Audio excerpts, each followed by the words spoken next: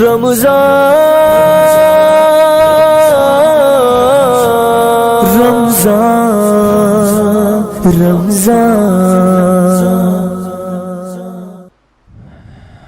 للہ نحمدہ ونصلی علی رسولہ الکریم۔ آج ہم نے 9واں پارہ پڑھا ہے۔ 9ویں پاری کی جو ابتدا ہے، حضرت شعیب علیہ السلام کا اپنی قوم کے ساتھ جو مکالمہ ہو رہا تھا اس کا تذکرہ ہے۔ حضرت شعیب علیہ السلام کو اللہ تعالیٰ نے مدین کی طرف بھیجا۔ مدین ایک قوم تھی، اس قوم میں بیماری تھی، ایک تو شرک کی اور دوسری وہ ناپ تول میں کمی کیا کرتے تھے، کسٹمر کو ٹھگتے تھے، 2 نمبری کرنا۔ تو حضرت شعیب علیہ السلام نے ان کو سمجھایا، اوفوا الکیل والمیزان، جب وزن کرو یا کیل کرو۔ کیل کہتے ہیں مخصوص پیمانہ، مخصوص برتن جس کو ناپنے کے لیے رکھا ہو۔ آپ کو پتہ ہے نا، کسی بھی چیز کو ناپنے کے عام طور پر 3 طریقے ہوتے ہیں۔ ایک کو اردو میں کہتے ہیں مساحت، یعنی گزوں کے ذریعے ناپا جائے کسی چیز کو، فٹ کے ذریعے ناپا جائے۔ پنجاب میں ایک کنال زمین ہوتی ہے نا، کہتے ہیں کنال ہے، 3 مرلے ہے۔ وہ ہماری سمجھ میں آ ہی نہیں رہا ہوتا جب ہم پوچھتے ہیں یہ کتنی ہے، کہہ رہے ہیں اتنے مرلے۔ تو پتہ نہیں مرلے کیا ہوتا ہے بھائی، گزوں میں بتاؤ۔ تو مرلے، گز، کنال، ایکڑ، یہ مساحت کہلاتی ہے۔ اور ایک طریقہ ہوتا ہے کسی چیز کو وزن کر کے بیچنا۔ ہم جب دکاندار کے پاس جاتے ہیں، بھئی اتنے کلو گوشت دے دو، اتنے کلو ٹماٹر دے دو، تو یہ بھی ایک طریقہ ہے۔ ایک طریقہ ناپنے کا ہوتا ہے کیل، مخصوص برتن ہوتے ہیں کہ اس برتن میں جتنا آ جائے، چاہے وزن اس کا کچھ بھی ہو۔ جیسے لیٹر، 1.5 لیٹر والی بوتل، 1.5 litre petrol, 1.5 litre, 2 litre diesel. اب وہ کیا ہوتا ہے، ایک مخصوص برتن میں جتنا ڈیزل آ جائے اس کو ہم کیا کہتے ہیں کہ یہ 1 لیٹر ہے یا 2 لیٹر ہے۔ تو اس کو عربی میں کیل کہتے ہیں، کیل۔ مخصوص برتن پہلے عربوں میں ہوا کرتے تھے۔ عرب میں آٹا، دال، چاول تول کر نہیں بیچے جاتے تھے، مخصوص برتن ہوتے تھے۔ صاع، 1 صاع، آدھا صاع، وہ خاص برتن میں جتنا آٹا آ جائے۔ کھجور بھی ایسے ہی بکتی تھی۔ اس کو کہتے ہیں کیل۔ اور ایک طریقہ ہوتا ہے عدد، جیسے بھائی اتنے درجن کیلے، اتنے درجن انڈے، یہ عدد ہے نا۔ تو یہ 4 طریقے ہوتے ہیں عام طور پر پیمانہ کرنے کے۔ تو ان 4 طریقوں میں یہ لوگ ڈنڈی مارا کرتے تھے، خاص طور پر کیل میں اور وزن میں۔ گننے میں تو ڈنڈی مارنا تھوڑا مشکل کام ہوتا ہے۔ جب آپ کوئی چیز گنتے ہیں نا تو سامنے والا بھی تو گنتا ہے نا اس کو، لیکن تولنے میں یہ گڑبڑ ہوتی ہے کہ آپ کے پاس جو وزن ہوتا ہے وہ آپ تھوڑا کم رکھتے ہو۔ اور بعض دفعہ ایسے بھی ہوتا ہے، ہمارے حضرت فرمایا کرتے تھے کہ بعض لوگ یوں کرتے ہیں کہ جیسے 1 کلو کا بٹا رکھا اور جب یہاں 1 کلو ٹماٹر تول رہے ہیں نا تو وہ آخری ٹماٹر ایسے زور سے ترازو میں ڈالتے تھے۔ ڈیجیٹل ترازو تو اب آئے ہیں نا، پہلے تو وہ تو جیسے زور سے ڈالیں گے اس کا وزن کیا ہو جاتا ہے، ایسے پھینک کے۔ تو یہ ڈرامے ہوتے ہیں۔ آج کل ڈیجیٹل ترازو میں لوگوں نے گڑبڑ کی ہوتی ہے۔ ایک صاحب مرغی لے کر آئے، مجھے خود بتایا کہ وہاں وزن کچھ اور تھا، گھر میں بھی کہتے ہیں میں نے ترازو رکھا ہوا ہے، وہاں وزن کچھ اور تھا۔ تو یہ طریقے، گھٹیا طریقے، لوگوں کو دھوکہ دینے کے اور حرام کمانے کے طریقے ہیں۔ یہ مرض 2-4 لوگوں میں نہیں، پوری قوم میں سرایت کر گیا تھا۔ جیسے ہمارے ہاں بھی ہے، چند لوگ آپ کو صحیح ملیں گے۔ اور پیٹرول پمپ پہ دیکھیں آپ، بہت دفعہ ایسا ہوتا ہے ہم ڈیزل ڈلواتے ہیں، پیٹرول ڈلواتے ہیں، اس پمپ سے ڈلواؤ تو صحیح ایوریج ملتا ہے، اس پمپ سے ڈلواؤ تو آگے جا کے ختم ہو جاتا ہے۔ یہ 2 نمبریاں ہو رہی ہیں۔ اتنا برا عمل ہے نا اللہ کی نظر میں، یہ اس کو ہلکا جرم نہ سمجھیں۔ دیکھو اللہ کو 2 نمبر لوگ پسند نہیں ہیں۔ اسلام کی دعوت اور جو کفر کی دعوت ہے اس میں فرق کیا ہے؟ غیر مسلم آپ کو اخلاقیات سکھاتا ہے, مینر سکھاتا ہے. قرآن کہتا ہے نا نا نا نا نا, ان چیزوں کا صرف اخلاقیات سے تعلق نہیں ہے, ان کا خدا کی نافرمانی سے تعلق ہے. یہ گناہ ہے, جرم ہے, یہ اللہ کی نافرمانی ہے. لہذا اس پہ سزا تمہیں وہ نہیں ملے گی جو دنیا دیتی ہے. دیکھو اگر میں کہیں سے آلو خریدتا ہوں, اس کو خوب اچھی طرح سمجھیں, اسلام میں اور غیر مسلم میں فرق کیا ہے. میں اگر کہیں سے آلو خریدتا ہوں, اس نے 20 روپے کے 100 روپے کے آلو میں ایک کم ڈال دیا اس نے, میں کیا کروں گا؟ جا کے تھوڑا سا برا بلا کہہ کے واپس آ جاؤں گا, کیونکہ اس نے مجھے ایک آلو کا نقصان پہنچایا ہے. یہی ہوگا نا. اللہ کہتا ہے نہیں, ویل للمطففین, تباہی ہے ان لوگوں کے لیے جو ناپ تول میں کمی کرتے ہیں. الذین اذا اکتالوا علی الناس یستوفون, جب حق لینے کی باری آتی ہے تو پورا پورا وصول کرتے ہیں, دینے کی باری آتی ہے تو ڈنڈی مارتے ہیں. الا یظن اولئک انہم مبعوثون, انہیں پتہ نہیں ہے کہ آخرت میں ان کو اس جرم کا اللہ کے سامنے حساب دینا ہے. تو یہ جو نافرمانی کر رہے ہیں یہ کسٹمر کی نافرمانی بعد میں ہے, یہ اللہ کی نافرمانی پہلے ہے. تو جہنم کی آگ کی سزا اللہ نے اپنی نافرمانی کی وجہ سے رکھی ہے, آلو کم دینے کی وجہ سے نہیں رکھی. دیکھو قتل کی سزا قرآن کیا بیان کرتا ہے, وَمَن يَقْتُلْ مُؤْمِنًا مُتَعَمِّدًا فَجَزَاؤُهُ جَهَنَّمُ, جس نے ایک ایمان والے کو جان کر قتل کیا اس کی سزا کیا ہے؟ جہنم کی آگ میں پھینکوں گا جس میں وہ بہت طویل عرصے رہے گا. وَغَضِبَ اللَّهُ عَلَيْهِ, اللہ کا اس پر غضب بھی ہوگا اور اللہ کی اس پر لعنت بھی ہوگی, اور بہت بڑا عذاب اللہ نے اس کے لیے تیار کر کے رکھا ہے. سوال پیدا ہوتا ہے, اتنی سخت سزا تو مقتول بھی نہیں دینا چاہتا اپنے قاتل کو. بھائی اگر مقتول کو زندگی دی جائے اور کہا جائے اس نے تمہیں قتل کیا تھا تو تم کیا سزا, وہ کہے گا عمر قید میں ڈال دو, اس کو بھی قتل کر دو, یہی کہے گا نا, اس سے اتنے پیسے لے لو. وہ یہ کبھی نہیں چاہے گا کہ اس کو ایک طویل عرصے کے لیے آگ میں بولو پھینک دیا جائے. تو مذہب یہ کہتا ہے کہ تم نے لوگوں کے حقوق ادا کرنے ہیں اللہ کے کا حق سمجھ کے, لوگوں کا حق سمجھ کے نہیں, بلکہ کس کا حق؟ بولو, اللہ کا حق سمجھ کے.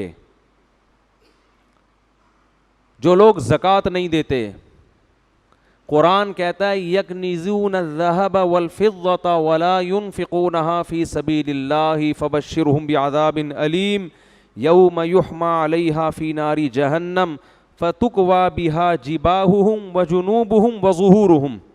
سونے چاندی کے ڈھیر رکھے ہوئے ہیں نا گھروں میں, خواتین کے پاس کتنا زیور ہوتا ہے, بہت سی خواتین کا زکوٰۃ نکالتے ہوئے جان نکلتی ہے. ارے اتنی زکوٰۃ, ارے اتنی کہاں سے دیں؟ جس خدا نے تمہیں اتنا نوازا ہے, زکوٰۃ وہی نکالتا ہے جس کے پاس اضافی ضرورت سے زائد چیزیں ہوتی ہیں.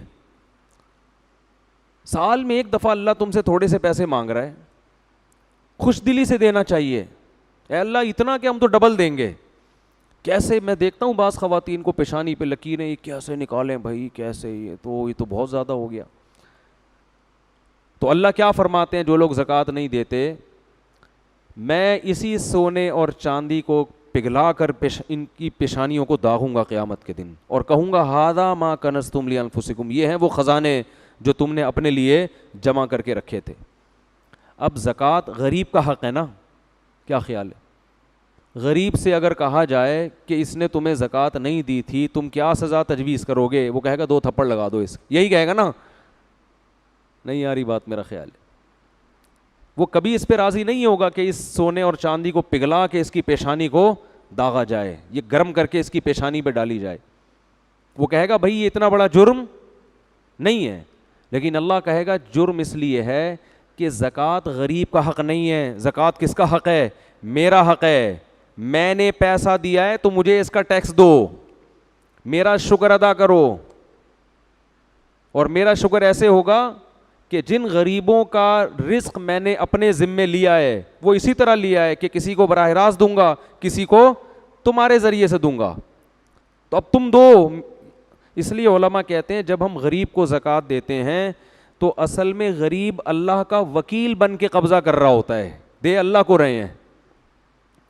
جیسے میں نے کسی کو پیسے دینے ہیں دکان پہ, قرضہ چڑھا ہوا ہے, فرض کرو آپ نے مجھے پیمنٹ کرنی ہے 1,00,000 روپے, میں کہتا ہوں یار وہ ڈائریکٹ جا کے راشن والے کو دے دو, میرا قرضہ چڑھا ہوا ہے. چڑھا ہوا نہیں ہے, ایک مثال دے رہا ہوں, ٹھیک ہے نا, آپ جا کے ڈائریکٹ اس کو دے دیں تو اس کا ہاتھ ہوگا, اصل میں وہ کس کا ہاتھ ہے, میرا. وہ میرا نمائندہ بن کے, وکیل بن کے قبضہ کر رہا ہے, آپ مجھے ہی دے رہے ہیں, ورنہ آپ کو اس سے کیا واسطہ, وہ کون ہے, آپ کا راشن سے کیا تعلق بھائی. تو اللہ تعالیٰ بھی ہم سے پیمنٹ مانگتے ہیں, بھائی میری پیمنٹ کا ٹائم آ گیا مجھے دے دو. اگر تم شکر ادا کرتے ہو نا, مانتے ہو کہ پیسہ میں نے دیا ہے, تو نکالو پیسے. اے اللہ کہاں عرش پہ جائیں ہم تجھے دینے کے لیے, نہیں آ رہی بات میرا خیال ہے. اے اللہ ہم عرش پہ جائیں, ہم کہاں جائیں, کیا بیت اللہ جا کے خانہ کعبہ میں ڈال دیں. آغا خانی لوگ تو ڈال رہے ہوتے ہیں نا, وہ اپنے ان کو باباؤں کو دے رہے ہوتے ہیں, اور کچھ لوگ نٹی جھٹی کے پل پہ جا کے کچھ پرچیاں ڈال رہے ہوتے ہیں, پتہ نہیں وہ سمجھتے ہیں اللہ تک پہنچ جائے گی, یا حضرت فلاں تک پہنچ جائے گی. اللہ نے سمپل طریقہ رکھا ہے. اللہ فرماتے ہیں مجھ تک پہنچنے کے لیے مجھے دینے کی ضرورت نہیں ہے, کچھ میرے نمائندے اور وکیل ہیں دنیا میں. اس نوعیت کے جو غریب تمہیں مارکیٹ میں نظر آئیں, کوئی بھی نظر آئے تو بس وہ میرا نمائندہ ہے, اس کو پکڑا دو, نہیں دیا تو میں نہیں چھوڑوں گا تمہیں. سمجھ میں نہیں آ رہی بات.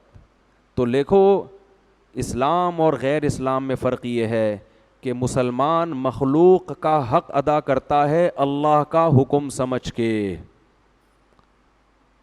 عبداللہ ابن مسعود رضی اللہ تعالی عنہ اپنے غلام کو کوڑے مار رہے تھے.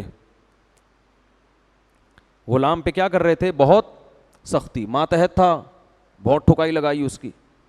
آپ صلی اللہ علیہ وسلم نے دیکھ لیا, فرمایا للہ اقدر علیک منک علیہ, اے ابن مسعود تجھے جتنی اس غلام پر اللہ نے قدرت دی ہے نا مارنے کی, اللہ کو تجھے سزا دینے کی قدرت تجھ پر اس سے بھی زیادہ ہے.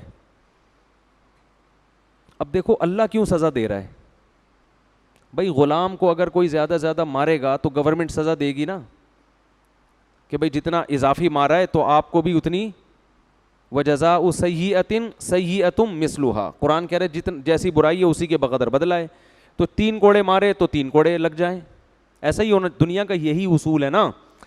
ارے کسی نے آپ کے ایک تھپڑ مارا تو قرآن آپ کو اجازت دیتا ہے کہ جتنی اسپیڈ سے مارا ہے اتنی اسپیڈ سے آپ بھی اس کے رکھ دیں وہاں پہ لے جا, اجازت دی ہے قرآن نے. بہتر ہے کہ معاف کر دیں, لیکن اگر مارنا چاہتے ہیں تو ایک مارا ہے تو پھر 2 مارنے کی آپ کو اجازت نہیں ہے.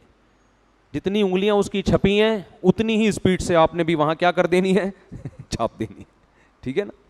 ایسے نہیں مارنا کہ کل وہ اخبار میں آ جائے. وہ حضرت موسیٰ علیہ السلام نے جو مکہ مارا تھا نا, جس پہ بندہ اخبار میں آ گیا تھا, وہ ان کی نیت تھی نہیں, اس کی قسمت تھی کہ وہ اگلے دن اس کا نام, پہلی سرخی تھی یہی کہ حضرات فلاں جگہ پر ایک فرعونی کی لاش ملی ہے, سمجھ میں نہیں آ رہا کہ وہ مرا کیسے ہے. تو آپ کو اجازت دی ہے, لیکن اللہ کیا سزا دے رہا ہے. عبداللہ بن مسعود رضی اللہ تعالیٰ عنہ کو نبی نے فرمایا, حضرت عبداللہ بن مسعود نے نا وہ آزاد کر دیا غلام کفارے کے طور پر, کہ جو میں نے زیادہ اس پہ زیادتی ہو گئی ہے تو اس کا کفارہ کیا ہے, آزاد ہو جائے. تو آپ نے کیا فرمایا, اگر تم اس کو آزاد نہ کرتے تو جہنم کی آگ تمہیں چھوتی, آگ کا کچھ نہ کچھ حصہ پہنچتا تمہیں جو تم نے اس پہ اس کے ساتھ زیادتی کی ہے. تو اب دیکھو یہی بات ہے کہ غلام پر ظلم یا زیادتی کرنا یا ماتحتوں پہ ظلم زیادتی کرنا, ایک نوعیت تو اس کی یہ ہے کہ وہ آپ کا غلام ہے, ایک نوعیت کیا ہے, وہ اللہ کا بندہ ہے اور اللہ نے آپ پر پابندی لگائی ہوئی ہے, لہذا پنشمنٹ کس کی طرف سے ہوگی, اللہ کی طرف سے. حکم دینے والا جب تبدیل ہوتا ہے تو حکم کی نوعیت کیا ہو جاتی ہے, چینج. ہر جرم ایک جیسا نہیں ہوتا. آپ کو آپ کا بھائی کہتا ہے پانی لے کر آؤ, بڑا بھائی کہتا ہے, آپ نہیں لاتے, یہ بھی جرم ہے کہ یار بڑا بھائی آپ سے 15 سال بڑا ہے اور آپ سے پانی منگوا رہا ہے اور آپ ڈھیٹ بن کے بیٹھے ہوئے ہو. لیکن آپ کا باپ بولتا ہے پانی لے کر آؤ, چھوٹا جرم ہے بڑا جرم ہے, حالانکہ ایک ہی جنس ہے نا, وہاں بھی پانی نہیں لے کر آئے اور یہاں بھی پانی نہیں لے کر آئے. لیکن آرڈر دینے والے کی آرڈر سے نوعیت میں فرق. اور جناب آپ ڈی ایس پی صاحب بیٹھے ہوئے ہیں اور ایک عام پولیس والے کو ڈی ایس پی صاحب کہتے ہیں, کچھ بھی آرڈر دیا ڈی ایس پی صاحب نے کہ جاؤ ذرا فلاں کی انکوائری کر کے آؤ, وہ جا ہی نہیں رہا, ہل ہی نہیں رہا ہے, ہو سکتا ہے سسپینڈ کر دے اس کو اس پہ. ایک آفیسر, بہت بڑا فوج میں آفیسر, ایک عام فوجی کو آرڈر دیتا ہے کہ جاؤ ٹریننگ کے دوران نا, چھوٹا سا کام لگا دیا کہ جاؤ دوڑ کے یہ لے کر آؤ, کوئی ٹریننگ کے دوران, وہ نہیں آ رہا, وہ کہہ رہا ہے سر میں نہیں آ رہا, ہو سکتا ہے ٹریننگ سے باہر نکال دیا جائے. اب آپ کہیں یار میرے بھائی نے مجھے بولا تھا یہ لے کر آؤ, میں نہیں لے کر آیا, تو اس نے تو گھر سے باہر نہیں نکالا. یہ آرمی کا عجیب سیٹ اپ ہے یار, مجھے آفیسر نے کہا یہ کرو, میں نہیں کر رہا, میرا کورٹ مارشل ہو گیا. بھائی نوعیت کیا ہو رہی ہے مختلف. تو سب سے سنگین غلطی, سب سے سنگین نافرمانی یہ ہے کہ جو اس کائنات کو بنانے والا, جس نے آپ پر احسانات کی بارش کی, احسانات کے سمندر میں ڈبو دیا آپ کو, آپ اس کے آرڈر کو فالو نہ کریں, اس سے بڑا جرم دنیا میں کوئی نہیں ہے. لیکن اس کی رحمت چونکہ اس کے غصے پر غالب ہے, اس لیے اس نے ایک رحمت والا معاملہ کیا ہے کہ ایک دفعہ بھی جرم کرو گے نا تو اصولی طور پر تو اس کی سزا یہ بننی چاہیے تھی کہ میں تمہیں جہنم کی آگ میں ڈالوں, لیکن موت سے پہلے پہلے میں نے توبہ کا آپشن رکھا ہے. یہ آپشن گھروں میں نہیں ہوتا. نہیں آ رہی بات سمجھ میں؟ کوئی آفیسر اگر عام فوجی کو بولتا ہے یہ کام کرو, کہہ رہے نہیں کر رہا, ایک دفعہ سوری, ٹھیک ہے نا, 2 دفعہ سوری, تیسری دفعہ میں کیا کہے گا, کورٹ مارشل ہوگا کہ نہیں ہوگا.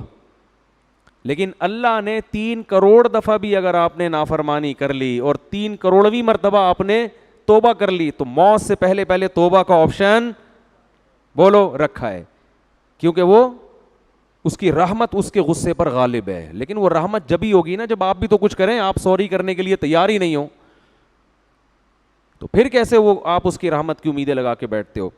تو شعیب علیہ السلام نے اپنی قوم کو کیا کہا کہ ناپ تول میں کمی بولو مت کرو. قوم کی کھوپڑی میں یہ بات آج بھی نہیں آتی, قوموں کی کھوپڑیوں میں آتی ہیں. آپ سمجھاؤ سبزی والوں کو یہ نہ کرو, کہہ رہے ہیں ابے اس کے بغیر تو گزارا ہی نہیں ہوتا, ابے سبھی یہی کر رہے ہیں, ابے بھائی موقع کون سے دور میں رہتے ہو, یہ ٹوپی ڈرامے شروع ہو جاتے ہیں. تو وہ قوم بھی کہنے لگی. پھر وہ ایک جرم یہ بھی کرتے تھے کہ راستوں میں بیٹھ جاتے تھے, اور جو لوگ بھی حضرت شعیب پر ایمان لاتے نا ان کو وسوسے ڈال ڈال کے اللہ کے راستے سے روکتے تھے, جو کام آج فیس بک اور یوٹیوب پہ ہو رہا ہے. اچھے بھلے لوگ جب دین کی طرف آتے ہیں ان کو فرقواریت میں الجھا دینا, ان کو علماء کے خلاف, محدثین فقہا کے خلاف, صحابہ کے خلاف, وہ صحابہ سے یہ غلطی ہوئی, وہ اسلام ہی مشکوک لگنے لگتا ہے. اسلام کے جو بیسک احکام ہیں جو صدیوں سے جن پر اتفاق چلا آ رہا ہے ان میں شک پیدا کر دینا. جیسے غامدی صاحب تو ماشاءاللہ ہول سیل کے حساب سے یہ کام کر رہے ہیں. میرا دل نہیں چاہتا نام لوں, لیکن کیا کروں, پھر وہ سمجھانا پڑتا ہے نا. ہر اسلام کے موٹے موٹے احکام میں کیا پیدا کر دیا, شک. اس سے کیا ہوگا, لوگ نا ہر حکم کے میں کنفیوز ہو جائیں گے. اسلام کے بہت سے احکام ایسے ہیں جن کو فالو کرنے میں بڑی قربانی دینی پڑتی ہے, بہت بڑی قربانی. اگر آپ اس میں کنفیوز ہو جائے نا کہ یہ اللہ کا حکم ہے بھی یا نہیں ہے, تو آپ قربانی دینے کے لیے آمادہ نہیں ہو. 3 طلاق کا مسئلہ دیکھ لو, غصے میں لوگوں کے منہ سے 3 طلاقیں نکل جاتی ہیں. اب کچھ لوگوں نے کنفیوز کر دیا, کہا کہ 1 ہے, کوئی کہا 3 ہے, تو اب آپ کے لیے اس 3 والے حکم کو فالو کرنا بہت مشکل. کہو گے یار پتہ نہیں حرام ہوئی بھی ہے, میں اچھی بلی بیوی بچے چھوڑ دوں, حالانکہ یہ بھی اتفاقی مسئلہ چلا آ رہا تھا صدیوں سے. تو ایسے ہر مسئلے میں ہر مسئلے میں کیا کنفیوژن. پہلے یہ تھا کہ بھائی 3 ہی ہوتی ہیں, غصے میں نکلی جو بھی ہے رو یا دھوئے گا, لیکن یار واپسی کا آپشن کیا ہو گیا, ختم, صبر آ جائے گا. اب صبر نہیں آتا, کیونکہ فتوے دینے والے آپ کو مارکیٹ میں ہول سیل کے حساب سے ملیں گے. تو یہ جو امت کی اجتماعیت کے خلاف جو لوگ چل رہے ہیں نا, یہ بھی لاشعوری طور پر لوگوں کو اللہ کے راستے سے روک رہے ہیں. اسلام کے بہت سارے احکام میں, تراویح دیکھ لو, صدیوں سے لوگ 20 رکعت تراویح پڑھتے چلے جا رہے ہیں. اب کیا ہے, تراویح میں کنفیوژن پیدا ہو گئی, یار پتہ نہیں کتنی ہے, اس کے کلپ سنو, یہ اس کے کلپ سنو. اب وہ شوق اور رغبت رہے گی, کیونکہ 20 رکعت پڑھنا آسان نہیں ہے مشکل کام یہ. لیکن ایک لوگوں کا مائنڈ تو تھا نا کہ یار صدیوں سے اس پر امت کا اتفاق ہے. صحابہ، تابعین، غامدی صاحب نے تو نفس تراوی کا ہی انکار کر دیا کہ ہے ہی نہیں یہ نماز. اب کیا ہوگا, لوگ آ کے کھڑے ہوں گے, یار پتہ نہیں ہے ہم بدعت تو نہیں کر رہے کہیں. تو کچھ لوگ جان کر اللہ کے راستے سے روک رہے ہیں, کچھ کیا کر رہے ہیں, کنفیوژن پیدا کر رہے ہیں. اب دیکھو, پردہ اسلام کا ایک حکم ہے, اس میں دو رائے نہیں ہے.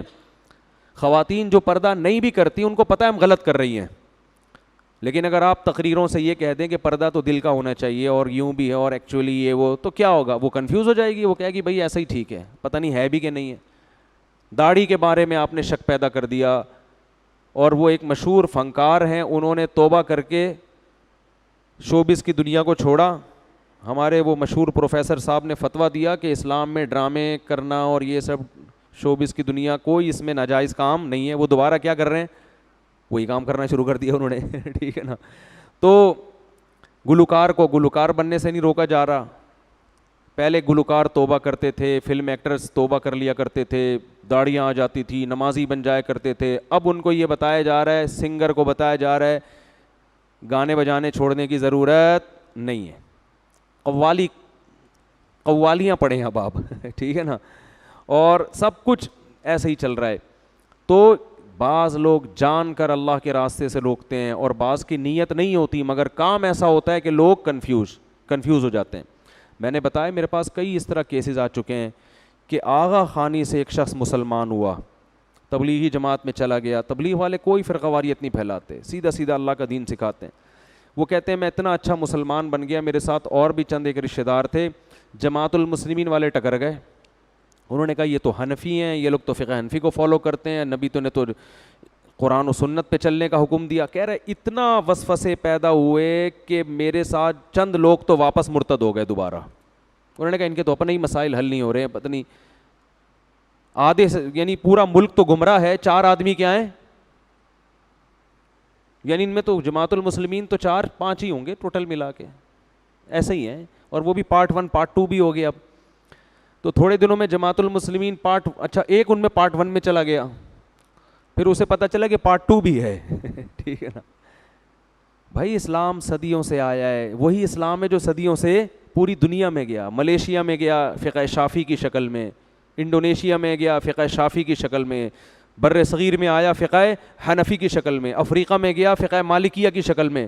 اور ان چاروں فقہ کو سب نے ایکسیپٹ کیا کہ یہ برحق ہیں, ان میں سے کسی کو بھی فالو کر لو. اب آ کے آپ ایک ایسا کام کر رہے ہیں کہ سارے غلط ہیں, ہم کیا ہیں, ہم صحیح ہیں. تو اس کا مطلب آپ غلط ہیں, باقی سارے صحیح ہیں. 4 آدمی جنت میں نہیں جائیں گے. 4 سے مراد 4 لاکھ بھی ہو سکتے ہیں, 4 کروڑ بھی ہو سکتے ہیں. مسلمان تو اربوں میں رہے ہیں ہمیشہ. 4 آدمیوں کو آپ جنت میں لے جانے کے لیے لاکھوں کروڑوں کو کیا قرار دے رہے ہیں, گمراہ. تو اللہ کے راستے سے روکنے کے بہت سارے طریقے ہیں, کچھ دانستہ اور کچھ نادانستہ طور پر. خیر شعیب علیہ السلام کی قوم یہ جرم کرتی تھی, تو اللہ نے جب شعیب علیہ السلام دعوت دیتے دیتے دیتے طویل عرصہ گزر گیا نا, قوم پیسوں کے معاملے میں یاد رکھو لوگ مولاناؤں کی بات نہیں مانتے. ان کے ساتھ بھی یہی مسئلہ ہو رہا تھا. قرآن میں دوسرے مقام پر آتا ہے کہ اصلاتک تأمرک ان نترک ما یعبد آباؤنا ونفعل فی اموالنا ما نشاء. آپ کی نماز, آپ نماز پڑھیں شعیب علیہ السلام, ہم آپ کو نماز سے منع نہیں کرتے. ہماری تجارت میں آپ دخل اندازی مت کریں. پیسہ کیسے کمانا ہے یہ آپ کو نہیں پتا, یہ ہمیں پتہ ہے. اب لوگ مولویوں سے تجارت کے مسائل نہیں پوچھتے. میں نے پچھلے سال نا تبلیغ کے کچھ اکابر تھے کیا ہیں, اللہ ان کی عمر میں برکت دے, پروگرام بنایا کہ ہم تاجروں کے لیے ورک شاپ کرواتے ہیں, ان کو تجارت کے مسائل سکھائیں گے.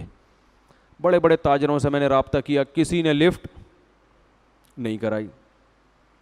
میں نے ان بزرگ کو فون کیا, میں نے کہا لفٹ ہی نہیں کرا رہا کوئی. ویسے حضرت جی ہر وقت آگے پیچھے, مفتی صاحب ہمارے یہاں کب آئیں گے, ٹھیک ہے نا. اور نارملی بیان کے لیے بہت لوگ, انہوں نے کہا یہ جو تجارت کے مسائل کا لیبل ہے نا یہ بڑا خطرناک ہے. لوگ یہ سمجھتے ہیں مولانا لوگ ہماری تجارت میں کیا کر دیں گے, ٹانگ اڑا دیں گے, یہ حرام ہے, یہ ناجائز ہے. اچھا بھلا ابھی چل رہا ہے, چلنے دو, پتہ نہیں فیکٹری ہی نہ بند کروا دیں کہیں. یہ سمجھ میں نہیں آ رہی بات, حالانکہ ایسا بالکل بھی نہیں ہے. تو انہوں نے کہا ٹیکنیکل طریقے سے آپ ان کو یہ نہیں بتائیں کہ ہم تجارت کے مسائل بتا رہے ہیں, یہ مسائل کے لفظ سے ڈریں گے. ان کو یہ بتائیں ہم تجارت کے فضائل کی ورک شاپ کروا رہے ہیں. صحیح ہے نا. اسلام میں تجارت کے فضائل بھی ہیں نا. لیبل فضائل کا ہو, جیسے وہ لیبل ہوتا ہے امت کے اتحاد کا, کام کیا ہو رہا ہے, آگ لگانے کا. وہ بزرگ نے یہ لکھا, وہ بزرگ نے یہ لکھا, امت کو میں جوڑ رہا ہوں. ابھی عجیب طریقے سے جوڑ رہا ہے بھائی تو. میں لوگوں سے کہتا ہوں نا, آپ نے اپنے تمام رشتہ داروں کو گھر میں بلایا, دعوت دی, سب آ کے بیٹھ گئے, پھر آپ نے سب کے عیب نکالنا شروع کیے. میرے ماموں اس دن یہ کر رہے تھے, میرے چاچو اس دن یہ کر رہے تھے, تیرے پپا نے یہ کیا. اب جب سب میں آگ لگ گئی, کیا کر رہا ہے, کہہ رہے میں رشتہ داروں میں جوڑ پیدا کر رہا ہوں, فرقہ واریت کو ختم کر رہا ہوں. تو ہم کیا لگائیں گے, لیبل فضائل کا, ان کو بتاتے رہیں گے بھائی یہ حرام ہے, یہ ناجائز ہے. لیکن صحیح عالم کیا کرتا ہے, وہ یہ نہیں کہتا کہ صرف کہ یہ حرام ہے, بلکہ وہ اس کا آلٹرنیٹ بتاتا ہے. بھائی یہ ناجائز ہے لیکن یوں کر لو تو آپ کا پروفٹ بھی کم نہیں ہوگا, لیکن یہ تجارت کیا ہو جائے گی, جائز ہو جائے گی. لیکن لوگ بڑے ڈرتے ہیں, وہ کہتے ہیں مفتیوں کے سر پہ سینگ لگے ہوئے, یہ ٹکر ماریں گے ہمیں, ہمارا اچھا بھلا کام چل رہا ہے, دھندا چل رہا ہے, اس کا بیڑا غلط کر دیں گے. لیکن بہرحال اچھے لوگ بھی دنیا میں موجود ہیں. بہت سے تاجر پوچھتے ہیں. اب ایک پرسوں چند دن پہلے تاجر کا فون آیا کہ میرا کنٹینر آ رہا ہے, 20 لاکھ کا کنٹینر ہے, میں نے 25 میں فروخت کر دیا ہے آگے, حالانکہ کنٹینر ابھی پورٹ سے لگا نہیں ہے. بھائی یہ تو جائز نہیں ہے. نبی صلی اللہ علیہ وسلم کی صحیح حدیث ہے, کوئی بھی چیز قبضے میں لیے بغیر آپ آگے نہیں بیچ سکتے. اب میں صرف اتنا کہہ دیتا جائز ہے, وہ کہتے ہیں ابے یار یہ 5 لاکھ کا اچھا بھلا پروفٹ کیا ہو گیا, تیل ہو گیا, اب تو ہم کر ہی نہیں سکتے, سارے تاجر پہلے سے ہی کر رہے ہیں یہ سب کچھ. تو آلٹرنیٹ بتا دیتا ہے آدمی, بھائی آپ ایسا کریں, کنٹینر ابھی لگا نہیں ہے, آپ بیچیں نہیں, بیچنے کا وعدہ کر لیں. سمجھ میں آ رہی ہے بات, کیا کر لیں, بیچیں نہیں نا, ابھی بیچنے کا کیا کر لیں, وعدہ کر لیں. بکنگ کے پیسے لے لیں ایڈوانس, بے شک 25 لاکھ ایڈوانس لے لیں, کہیں ابھی میں نے بیچا نہیں ہے, یہ صراحت کریں, کنٹینر پہلے لگے گا, میرے قبضے میں آئے گا, اس کے بعد میں آپ کو بیچوں گا, اور اس وقت آپ کو یہ حق حاصل ہوگا کہ آپ خریدنے سے انکار کر دیں, کیونکہ ابھی بیچا ہے نہیں. انکار کریں گے آپ کو آپ کی پیمنٹ واپس مل جائے گی. لیکن عام طور پر ایسے موقع پہ کوئی انکار کرتا ہے نہیں. سمجھتے ہو کہ نہیں سمجھتے ہو؟ تو ایک چیز قبضے میں ہے نہیں, ایسے بیچ در یہ تو ایک قسم کا سٹا ہے یہ, اور یہی ہو رہا ہے فوریکس ٹریڈنگ میں, یہی ہو رہا ہے نا. آپ دیکھو جو انٹرنیٹ پہ ٹریڈنگ ہو رہی ہے زیادہ تر, تو قبضے میں لائے بغیر چیز بیچ نہیں سکتے. ہاں پلاٹ ایسی چیز ہے جو اگر آپ نے خرید لیا تو قبضہ کیے بغیر بھی بیچ سکتے ہیں. سمجھتے ہو کہ نہیں سمجھتے ہو؟ تو پلاٹوں کی فائل ہیں تو ادھر ادھر, لیکن اس میں بھی یہ ضروری ہے کہ خریدا ہو, آپ کی ملکیت میں آ گیا ہو, اور یہ پتہ ہو کہ ہے کہاں. اب یہ مسائل کا پورا سیشن شروع ہو جائے گا, پھر میں آگے چلتا ہوں. یہ تو واعظ و نصیحت کی باتیں ہیں نا. تو خرید و فروخت کے اسلام کا ایک نظام ہے, آپ نے اس نظام کو فالو کرنا ہے. ہم انگریز نہیں ہیں کہ جیسے چاہیں تجارت کریں, وہ تو کرتے رہتے ہیں, پتہ نہیں کیا کیا چیزیں نکال رہے ہوتے ہیں. 4 آدمی کو تم یہ بیچو تو وہ آگے ہر 4 میں سے ہر ایک آگے 4 کو بیچے گا, تو ان کا بھی پروفٹ تمہیں ان کا تجھے کس کھاتے میں مل رہا ہے ان کا پروفٹ ہے بھائی. ایک دفعہ ہمارے پاس ایک صاحب آئے, ہمارے استاذ بھی بیٹھے ہوئے تھے, کہنے لگے کہ ہم نے یہ جوسر مشین بنائی ہے, ایکچولی نہیں بلکہ میڈیسن تھی, کوئی وٹامن کی تھی, کوئی ایک جنرل جو ہوتی ہے نا, ایک عام جو لوگ عام طور پہ استعمال کرتے ہیں. کہا ہم یہ اس طرح سے بزنس کر رہے ہیں کہ ہم یہ بیچیں گے جتنوں کو بھی, ان کو ہم یہ سہولت دیں گے کہ آپ نے بھی آگے 10 آدمیوں کو بیچنی ہے, پھر وہ 10 میں سے ہر ایک 10 کو, تو ان میں سے ہر ایک کا کمیشن ان 5 کو ملے گا. اب اس کی وجہ سے اس میڈیسن کی جو مارکیٹ ویلیو سے زیادہ ویلیو پہ بیچ رہے ہیں, وہ ظاہر ہے نارمل ویلیو پہ بیچنے کے لیے اس تکلف کی ضرورت تھوڑی ہے. میرے ذمے ہمارے استاذ نے لگایا ہوا تھا, ان کم بختوں کو سمجھو یہ کر کے آ رہے ہیں معذرت کے ساتھ. تو میں ان کے آفس میں چلا گیا, ان کی پریزنٹیشن جو بھی تھی نا وہ سن کر آیا میں. تو پتہ یہ چلا کہ یہ جو میڈیسن کی قیمت اتنی ہے, اضافی قیمت جو بندہ دے رہا ہے نا, وہ صرف اس چکر میں دے رہا ہے کہ آگے میں 10 آدمیوں کو یہ پہنا دوں گا اور یہ میرے پیسے کور ہو جائیں گے. اگر یہ 10 کو نہیں پہنا سکا تو یہ پیسے کور نہیں ہوں گے. تو یہ جائز طریقہ نہیں ہے. لیکن وہ پتہ نہیں فتوے بھی آپ ہر جگہ سے آج کل مل جاتے ہیں, کہیں سے ٹھپے وپے لگا کے لائے ہوئے تھے حلال ہے. تو ہمارے استاذ نے ان کو ڈانٹا کہ اگر یہ اتنی بہترین دوا ہے تو کم بختوں, یعنی کم بختوں تو میں کہہ رہا ہوں, جا کے انسان کے بچوں کی طرح میڈیکل اسٹور پہ کیوں نہیں رکھوا دیتے اس کو بھائی؟ اس کی آپ پبلسٹی کریں, اس کی ایڈورٹائزمنٹ کریں, بتائیں بھائی اتنی مفید چیز ہے لوگ خریدیں. ان کو پتہ ہے لوگ اس طرح سے نہیں خریدیں گے, اور اس کا نقصان ان کو ہوگا جو آخر میں رہ جائیں گے, جن سے خریدنے والا کوئی بھی نہیں ہوگا. یہ چین چلتی ہے ایسے, تو یہ ناجائز ہے. تو سیدھی طریقے سے انسان کے بچوں کی طرح پیسہ کماؤ میرے بھائی, جیسے ساری دنیا. یہ گورے جو ہے نا کھوپڑی لڑاتے رہتے ہیں کسی طرح سے پیسہ ہم اپنے پاس سمیٹیں, اس میں لوگ کروڑ پتی بن گئے ہیں بیٹھے بیٹھے. اب آپ نے وہ جوسر مشین یا میڈیسن 10 کو بکوا دی اور آپ آرام سے بیٹھ گئے, وہ 10 آگے 100 کو, وہ 100 سے آگے 1000, آپ بیٹھے بیٹھے نوٹ چھاپتے رہتے ہو فری پھوکٹ میں, اور پھر آپ کو کمپنی اتنی سہولتیں دیتی ہے اور یہ اور وہ, اور آپ کو پھر جب مفتی کہے گا یہ حرام ہے تو اتنا پیسہ فری پھوکٹ میں بیٹھا بیٹھا مفتی صاحب کے منہ سے حرام کہتا ہوا اچھا نہیں لگتا. پیسے کی تو بڑا نشہ ہوتا ہے, لت پڑ جاتی ہے میرے بھائی. چرس اور ہیروئن کی لت سے زیادہ یہ لت ہے. اور پیسے کی محبت ختم کرنے کا صرف اور صرف ایک طریقہ ہے, دنیا کو مسافر خانہ سمجھے, W11 سمجھے. او بھائی لٹک کے چلے جائیں گے, روکھی سوکھی کھا لیں گے, جگہ نہ ملی چھت پہ بیٹھ کے چلے جائیں گے, ہم نے تو لانڈی پہ اتر جانا ہے, ہم نے کون سا یہاں بیٹھے رہنا ہے. پیسے ہوں گے انجوائے کریں گے, نہیں ہوں گے تو لٹک کے سفر کریں گے, یہ بھی انجوائے کریں گے. پیسے ہوں گے پراٹھے کھائیں گے, انڈے پراٹھے کھائیں گے, نہیں ہوں گے سوکھی روٹی چائے میں ڈبو کے کھائیں گے. 4 دن میں اس کی بھی عادت ہو جاتی ہے, کوئی ٹینشن لینے کی بات نہیں ہے. گھر ملے گا سوئیں گے, نہیں تو فٹ پاتھ پہ منجی ڈال کے سو جائیں گے. اور منجی کا فائدہ اتنا زیادہ ہے, میں نے ایک بیان کیا تھا کہ بیڈ پہ سونے میں نقصان ہے, بیڈ میں نیچے سے ہوا نہیں لگتی. منجی ڈال کے چارپائی ڈال کے سوئیں گے نا تو اس میں نیچے سے بھی ہوا لگتی ہے, یہ بہت بڑا فائدہ ہے. تو پیسے کو زیادہ اپنا باپ مت بناؤ, یہ کچھ بھی نہیں ہے. مل جائے اللہ کی نعمت ہے, نہیں تو کوئی ٹینشن والی بات نہیں ہے. نکالو اس کو دل سے, اس گٹر کو. ایسا نوٹوں پہ مر رہے ہیں یار. انسان تمہیں اللہ نے بنایا, تم چیزوں پہ مرتے ہو, مٹی کی بنی ہوئی چیزوں پہ. تبلیغ والے کہتے ہیں نا گشت کے دوران, یہ کھڑی مٹی اور یہ کیا ہے, پڑی مٹی. لوگ کہتے ہیں بیوی بچے ٹینشن دیں گے جب پیسہ کم ہو جائے گا. تو بیوی بچوں کو بولو بھائی اسی میں گزارا کرنا ہے کرو, نہیں تو پتلی گلی سے نکلو. بیوی بچوں کی بھی زیادہ ٹینشن نہ لو, یہ بیوی اور بچے بھی مسافر خانہ میں ملے ہوئے ہیں آپ کو, یہ کون سا ہمیشہ رہیں گے. نہیں آ رہی بات, میرا خیال ہے سمجھ میں. تو کسی چیز کو اپنے اوپر مسلط کرنے کی ضرورت نہیں ہے. غربت میں اگر بیوی بھاگ جائے نا آپ کی, تو اس کا مطلب یہ اچھی بیوی تھی نہیں. میرے پاس لوگ آتے ہیں, کسی کے میں راز فاش نہیں کر رہا, بہت لوگ آتے ہیں, پیسہ تھا تو بیگم ہمارے ساتھ تھی, اب میں غریب ہو گیا ہوں, جاب چھوڑ گئی ہے, بیگم کیا ہو گئی ہے, بھاگ گئی. وہ میرے پاس آتے ہیں کہ میں ان کو تعویذ بتاؤں کہ واپس آ جائے. میں ان سے کہتا ہوں شکر ادا کرو, بے وفا عورت بھاگ گئی ہے, آزمائش میں پتہ چلتا ہے. میں نے کہا اب اگر پیسہ آئے اس کو واپس مت لانا.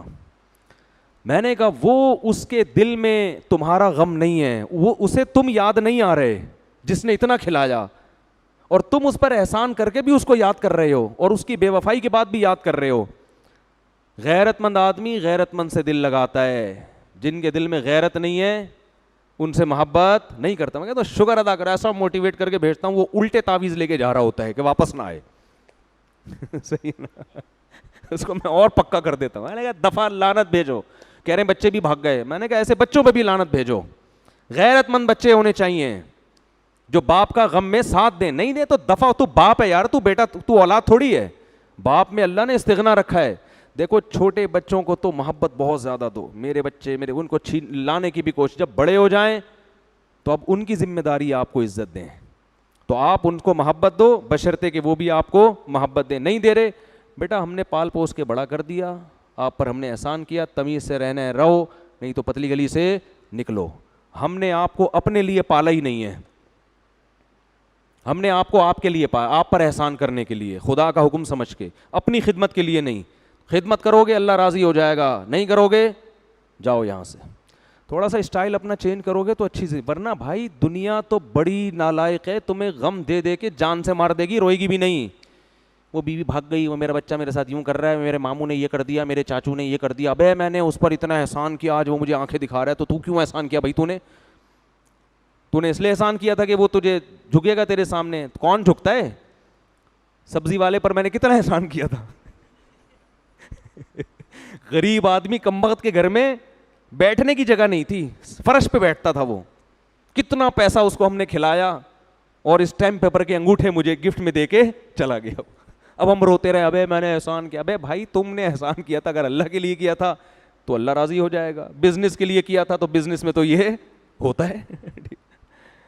تو جب تک دنیا کو مسافر خانہ نہیں سمجھو گے میرے بھائی, دنیا تمہیں ایسا چترول لگائے گی نا, یہ بڑی بے شرم اور غیرت لیس دنیا ہے یہ. اب گالیاں تو نہیں دے سکتا نا میں ممبر پہ بیٹھ کے, اس لیے میں تھوڑا انگلش ملا کے, ورنہ اس کو جتنی گالیاں دی جائے نا یہ کیا ہے, کم ہے. اس سے زیادہ دل صرف کس سے لگاؤ, اللہ سے. اللہ وفا کرتا ہے, تھوڑا کرو گے بہت زیادہ دے گا. ابراہیم علیہ السلام نے دنیا سے نہیں اللہ سے وفا کی تھی.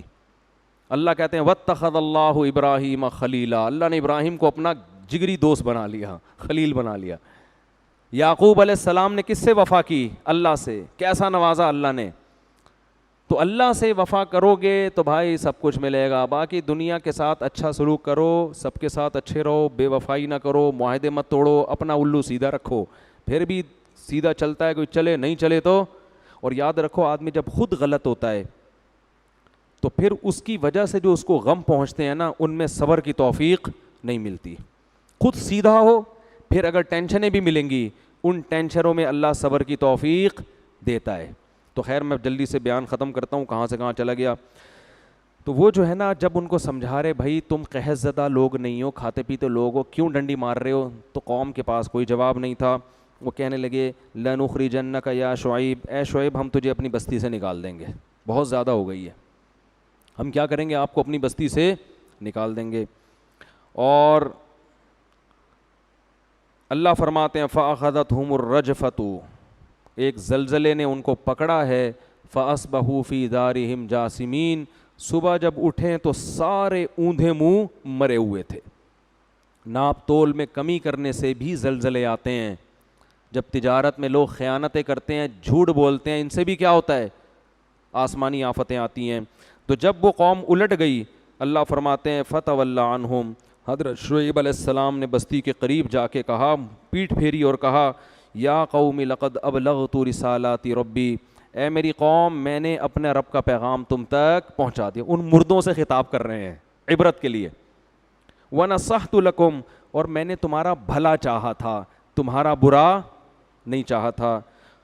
فکیف آسیٰ علی قوم کافرین, اب بتاؤ میں تم پر افسوس کیسے کروں.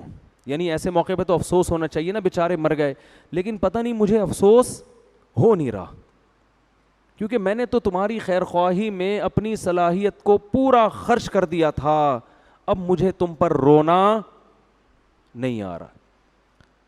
تو اس لیے بھائی اس بات کا بڑا خیال کیا کریں, مالی معاملات میں دو نمبری بولو نہ کریں. بہت دو نمبریاں ہو رہی ہیں.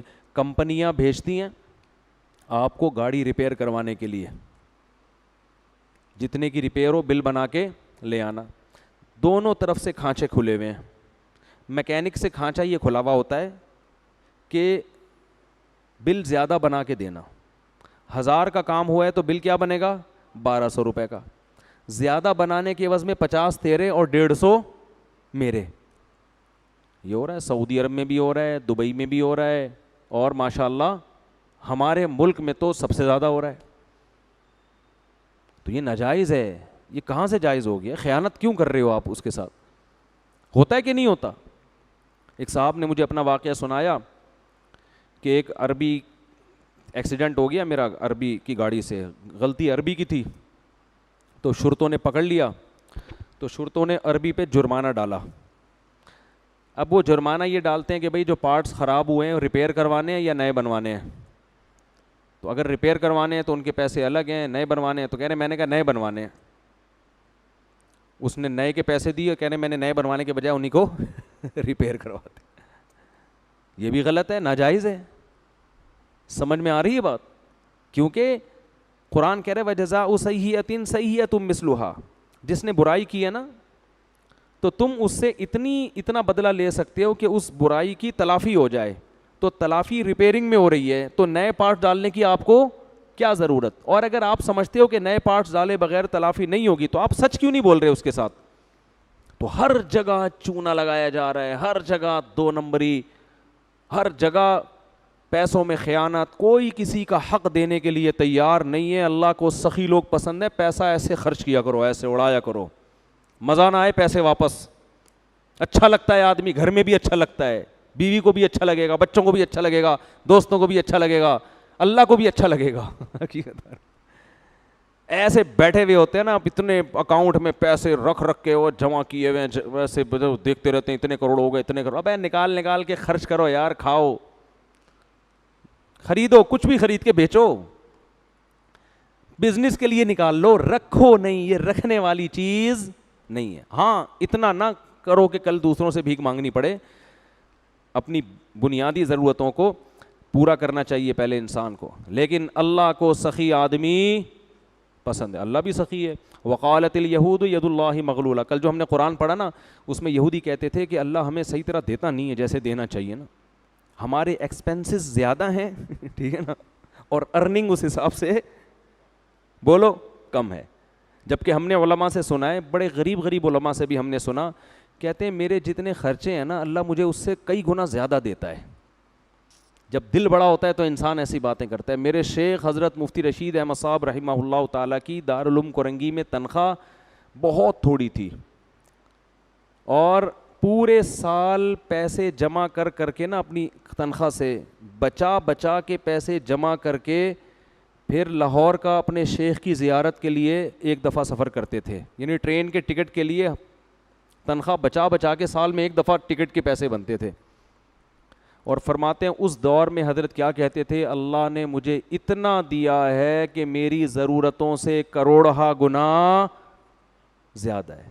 کیونکہ ضرورت تو ہماری یہ ہے کہ 2 وقت کی روٹی مل جائے اور رات سونے کے لیے سر چھپانے کی جگہ مل جائے, بس یہ کیا ہے. باقی غریبیاں ہیں, کہتے اللہ نے غریبیاں 2 کے بجائے 3 وقت کی روٹی مل رہی ہے, سال میں ایک دفعہ لاہور کا سفر بھی ہو رہا ہے, یہ تو غریبیاں ہیں نا. نہیں آ رہی بات میرا خیال ہے سمجھ میں. تو شکر ادا کرو گے نا, اللہ نے یار جتنا ہماری ضرورت ہے اس سے کئی گنا. ابے دیکھو افطاری پہ کیا مزہ آتا ہے یار, کتنا کچھ رکھا ہوا ہوتا ہے آج دسترخوان پہ, غریب آدمی کے دسترخوان پہ بھی کیسا پھوڑ پھاڑ کے طبیعت سے آتے ہیں جو تباہی میں چاہ دیتے ہیں نا. آپ افطاری کے ٹائم پہ ذرا پبلک کو دیکھا کرو. میں تو کبھی کبھار اپنے گھر میں نوٹ کر رہا ہوتا ہوں نا, لوگوں کو تو جا کے دیکھنا صحیح نہیں ہے کیا کھا رہا ہے.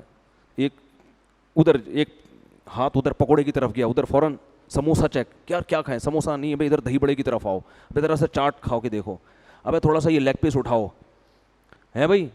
جتنی چیزیں ہوتی ہیں نا آدمی کنفیوز ہوتا ہے کہ کھانا کیا ہے, میں نے جلدی جلدی لگا ہوا ہے بس. کتنی نعمتیں اللہ نے دی ہیں ہمیں, افطاری ملے پھر رات کھانا نہ ملے کوئی ٹینشن نہیں ہے, کوئی کمزوری نہیں ہوگی. صبح سحری ملے کافی ہے, اور سحری ہمیں صرف کھجور بھی مل جائے نا, انسان بہترین صحت کے ساتھ زندہ رہ سکتا ہے اگر وہ صرف کھجور پانی پہ گزارا کرے. صحابہ کرام کئی مہینے کھجور اور پانی پہ گزارا کرتے تھے, اور بڑی بڑی بھاری بھرکم تلواریں لے کے میدان جنگ میں لڑا کرتے تھے. کھجور ہی ایسی چیز ہے جس میں اللہ نے سب کچھ رکھ دیا ہے, باقی سب غریبیاں ہیں. شربت بھی پی رہے ہیں, پھر پکوڑے بھی کھا رہے ہیں, پھر سموسے بھی پھوڑ رہے ہیں, اور یہ بھی, اور بریانی کی طرف ایک ٹن مارا, وہاں سے ٹن تھوڑا سا ادھر سائڈ پہ ٹن مار کے نہاری کی طرف آئے, ٹھیک ہے نا, پھر فروٹ چاٹ کی طرف ٹن مارا, ایسے کنفیوز ہو رہا ہوتا. اس وقت آپ کسی کے آگے سے سموسہ چھین لو. میں نے ایک گھر میں لڑائی دیکھی ہے, ایک گھر میں نے لڑائی دیکھی ہے. کیا ہوا تھا, افطاری کے وقت پر آپس میں ایسی لڑائی ہوئی ہے ایک گھر میں. وہ پہلے میں کہیں رہا کرتا تھا, وہاں کے پڑوس, کسی کا ذہن, وہ ان کا بھی ذہن نہیں جائے گا, کسی کا راز فاش نہیں کر رہا. افطاری کے وقت نہ ایسی قاتلانہ لڑائی ہوئی ہے بھائیوں میں. بھائی برتن پھینکنے کی آوازیں آ رہی تھی. پتہ یہ چلا تھا کہ ایک رول تھا, وہ بچے نے اٹھا کے پہلے بھاگ گیا وہ لے کے. اس پہ بڑے بھائی کو غصہ آیا کہ دوسرے بھائی پہ کہا کہ تیرا بچے کو اتنی تمیز نہیں ہے کہ بڑے بیٹھے ہوئے ہیں اور افطاری کے ٹائم پہ یہ رول اٹھا کے بھاگ گیا. تو کہیں اس نے تھپڑ مار دیا ہوگا. بھائی نے کہا کہ ایک رول پہ تم نے اس کو تھپڑ مارا ہے. اس پہ ان کی ایسی لڑائی ہوئی ہے, تو اس لڑائی میں رول کا بہت بڑا رول تھا. افطاری کے وقت جس اسپیڈ سے کھا رہے ہوتے ہیں نا, اب دیکھو کوئی سموسوں کی طرف آ رہا ہے اور آپ وہ پلیٹ اپنی طرف کھینچ لو, پھر دیکھو اس کا میٹر چارٹ ہوگا کہ نہیں ہوگا. یہ تو انسان ہے یار. تو صرف کھجور ایک ایسی چیز ہے جس میں اللہ نے بے پناہ طاقت رکھی ہے.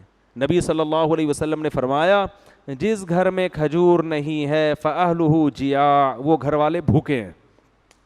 اس لیے میرا اپنا معمول ہے, گھر کے فریج میں جب سے میں نے یہ حدیث سنی ہے نا, کوشش کرتا ہوں کھجور کا ایک دانہ بھی اگر ہے نا تو وہ رہے. ہر وقت گھر میں کیا ہونا, کھجور لازمی ہونا چاہیے. سرکہ کو نبی صلی اللہ علیہ وسلم فرمایا نعم الادام الخل, سرکہ بہترین سالن ہے. لیکن یہ نہیں جو کمپنیاں بنا رہی ہیں, یہ پتہ نہیں کیا کیمیکل ڈال رہی ہیں. جو اوریجنل سچی مچی کا سرکہ ہو, جو پتہ نہیں کہاں ملتا ہے آج کل. ہم تو ترس گئے, کوئی خود ہی بنا لے یوٹیوب پہ سرچ کر کے تو شاید ہے, ورنہ وہ ہماری دادی بنایا کرتی تھیں. ایک ہماری دادی بناتی تھیں شلجم کا اچار, آہا ہا ہا. اب وہ بھی مارکیٹ میں, اب کسی چیز پہ اعتماد ہی نہیں ہے. ایسے ہماری دادی اللہ ان کی مغفرت فرمائے ہندوستان کی تھی نا, تو وہ کھانے جو چٹپٹے وہیں سے آئے ہیں سارے انڈیا سے, تو وہ شلجم کا اچار خود اپنے مبارک ہاتھوں سے بناتی تھی. ایسے ہی اس میں مزہ ہاضم بھی ہوتا ہے بڑا ٹائٹ. پھر وہ سرکہ بھی بناتی تھی. اب نئی نسل کو تو پب جی کھیلنا آتا ہے, ان کو یہ کھانے بنانے نہیں آتے, ٹھیک ہے نا. تو وہ یہ چیزیں کیسی مزے کی چیزیں ہیں یار. ایسے شلجم کا اچار کہہ کے ہی بھوک بڑھنا شروع ہو گئی ہے, ٹھیک ہے نا. اس کا جو پانی بڑا مزے کا ہوتا ہے. تو سرکے کو نبی نے فرمایا بہترین سالن ہے. اچھا یہ جو سرکہ یہ چیز ہے نا, یہ ہلکی سی کھائی جاتی ہے. لوگ تجربے کر رہے ہوتے ہیں یوٹیوب پہ سرچ کر کر کے کہ جس نے 1 چمچ سرکہ نہار منہ پیا اس کو دل کے وال کھل جائیں گے. او بھائی یہ یوٹیوبرز کے دھوکوں میں مت آؤ, یہ تو پھینک رہے ہیں. خالی پیٹ جب 1 چمچ سرکہ پیو گے نا, دل کے وال تو کھلیں گے, آنتیں بھی کھل جائیں گی آپ کے ساتھ ساتھ. حقیقت بتا رہا ہوں میں, وہ تیزاب کی طرح ہوتا ہے, وہ جلا دے گا آنتوں کو جا کے.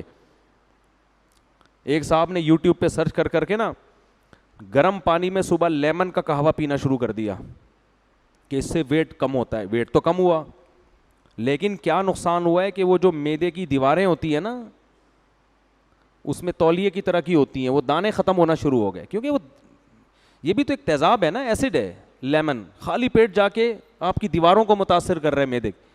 تو یوٹیوب پہ نہیں چیزیں سرچ کر کے کھایا کریں کہ وہ موٹے ہونے کے لیے یہ کھا رہا ہے آدمی اور پتلا ہونے کے لیے وہ پتلا تو ہو جاؤ گے آپ, لیکن بہت زیادہ سائیڈ افیکٹ ہوتے ہیں. پراپر جب تک کوئی ڈاکٹر نہ ہو, پراپر صحیح حکیم نہ ہو, اس وقت تک آپ خود سے یوٹیوب پہ سرچ کر کر کے اپنا علاج مت کریں. تو نبی نے کھجور کی تعریف بیان کی. تو سرکہ جو ہے نا خالص ہو, کھانے میں تھوڑا سا ایسے بھر بھر کے نا اس کو کھانا شروع کر دیں, نقصان دیتا ہے. تو اللہ نے اتنی نعمتیں دی ہیں, حالانکہ ہماری ہر ضرورت کھجور سے پوری ہو جاتی ہے. صحابہ کی تو ساری ضرورتیں, اور ہمیں کھجور اچھی کیوں نہیں لگتی؟ اس لیے نہیں لگتی کہ بھائی بھوک نہیں لگتی ہمیں. ایک دفعہ طبیعت سے بھوکے ہو, پھر دیکھو تازہ کھجوریں جب سامنے آئیں گی نا, ان کو پھوڑنے میں مزہ نہ آئے, پیسے واپس. ہمارے نبی شدید بھوک میں, اتنی شدید بھوک تھی کہ اس بھوک نے آپ صلی اللہ علیہ وسلم کو گھر سے نکلنے پر مجبور کر دیا. ہم تو بھوک لگے بغیر کھاتے ہیں, اس لیے ان نعمتوں سے صحیح لذت حاصل نہیں کرتے. بھوک لگے پھر دیکھو. تو نبی گھر سے نکلے, بس یہ واقعہ سنا کے بیان ختم کرتا ہوں. حضرت ابو بکر بھی نکل گئے, انہوں نے کہا میں بھی بھوکا. حضرت عمر بھی نکل گئے, فرمایا میں بھی کیا ہوں اتنی بھوک. تو ایک صحابی کے گھر پہ گئے, انہوں نے بلایا, انہوں نے کہا, اپنے باغ میں بلایا ان کو, کہا کہ اللہ کی قسم آج کے دن روئے زمین پر آپ سے اچھے مہمان اور مجھ سے بہتر میزبان کوئی بھی نہیں ہے, کہ مجھے سید الانبیاء ابو بکر عمر کی دعوت کا موقع ملا. تو ان کو لے گئے اپنے باغ میں, اور تر کھجوریں توڑ کے درخت سے ان کے سامنے رکھی, تازہ تازہ کھجوریں. ہر چیز تازہ کھایا کرو. گوشت بھی آج کل 1 مہینے پرانا فریج میں, بقرعید کے گوشت سے محرم کے حلیم بن رہے ہوتے ہیں. وہی کنجوسی والی بات ہے نا, کھاؤ پیو, کل اللہ اور کل دوبارہ بکرا کاٹ لینا یار. اللہ نے آج کل لوگوں کو وسائل دی ہیں. جو غریب آدمی ہے وہ پھر وہ جو ہے سبزی کھا لے, کیا خیال ہے, تازہ کھائے نا. اور چلو اللہ نے کسی کو غریب بنایا ہے وہ اسٹور کر لے, لیکن جس کو اللہ نے دولت دی ہے وہ کیوں اسٹور کر رہا ہے؟ غریب اسٹور کرے سمجھ میں آتا ہے. تو میں لاکھوں پتی لوگوں کو دیکھ رہا ہوں کہ فریج کا دروازہ کھولو نا, چیزیں گر رہی ہوتی ہے دھڑم دھڑم کر کے. تو کھجور ان کے سامنے لا کے رکھے آپ صلی اللہ علیہ وسلم کے سامنے. آپ صلی اللہ علیہ وسلم کتنی شدید بھوک میں کھجور کھائی اور پھر کنویں کا تازہ پانی پیا, اور پھر آپ صلی اللہ علیہ وسلم نے فرمایا لَتُسْأَلُنَّ يَوْمَئِذٍ عَنِ النَّعِيمِ, ان نعمتوں کے بارے میں کل تم سے قیامت کے دن سوال ہوگا. کیسے شدید بھوک میں ہماری حالت خراب تھی, کیسی تازہ کھجوریں اور اس کے اوپر پانی. سمجھتے ہو کہ نہیں سمجھتے؟ تو بہت نعمتیں اللہ نے دی ہیں, اس لیے ہر وقت یہ نہیں کہ پیسے ہی نہیں ہے, میں یہ مرا جا رہا ہوں, میں یہ ہو رہا ہوں. اللہ کو یہ اسٹائل پسند نہیں ہے. یہ یہودیوں کا اسٹائل تھا کہ اللہ کے ہاتھ بندے میں پیسہ ہی نہیں دیتا.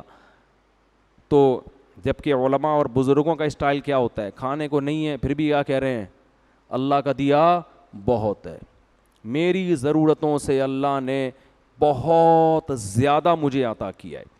تو اس میں پھر کیا ہوگا کہ حلال کماؤ گے, ناپ تول میں کمی نہیں کرو گے. جب آپ سمجھ رہے ہو مجھے زیادہ ملا ہوا ہے تو مجھے کیا ضرورت ہے ٹھگنے کی اور جھوٹ بولنے کی. اللہ تعالیٰ سمجھنے کی عمل کی توفیق عطا فرمائے. وما علینا الا البلاغ.